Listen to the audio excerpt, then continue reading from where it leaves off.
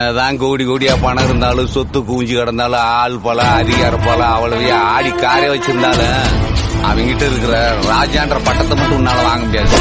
இன்று கல்வித்துறையில் தமிழகம் முதலிடத்திற்கு எட்டியிருக்கும் வித்திட்ட ஆட்சியாளர்களின் முதன்மையானவர் காமராஜர். மதிய உணவு, இலவச சீருடை, பள்ளி சீரமைப்பு இயக்கம் என முக்கிய திட்டங்களை முன்னெடுத்தவர் காமராஜர். அவரது ஆட்சி காலத்தில் பல்கலைக்கழக துணைவேந்தராக இந்திய ஆட்சிப்பணித்துறை அதிகாரிகளை நியமிக்காமல் கல்வித்துறையின் மீது ஆர்வமுள்ள அக்கறை கொண்ட சுந்தர வடிவேலுவை நியமித்தவர் காமராஜர். அத்தோடு குழந்தைகளுக்கு மதிய உணவு திட்டத்தை அமல்படுத்தினார். ஆனால் மத்திய அரசு தமிழகத்தில் மதிய உணவு வழங்குவதால் நிதி பற்றாக்குறை ஏற்படுகிறது என்று கூறினார்கள்.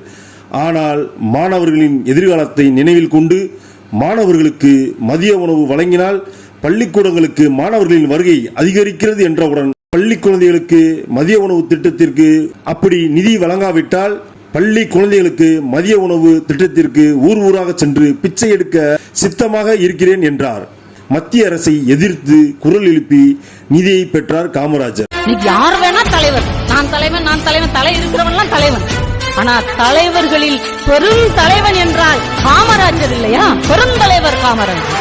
அத்தோடு இல்லாமல் மாணவர்கள் மட்டுமின்றி சாதாரண பொதுமக்களும் படிப்பில் அக்கறை காட்ட வேண்டும் என்று இந்தியாவிலே முதல் முறையாக தமிழகத்தில் பொது நூலகம் தொடங்கினார் காமராஜர். ஐயா காமராஜர் அவர்களின் பிறந்தநாளை முன்னிட்டு அவரை வாழ்த்தி வணங்குகிறோம்.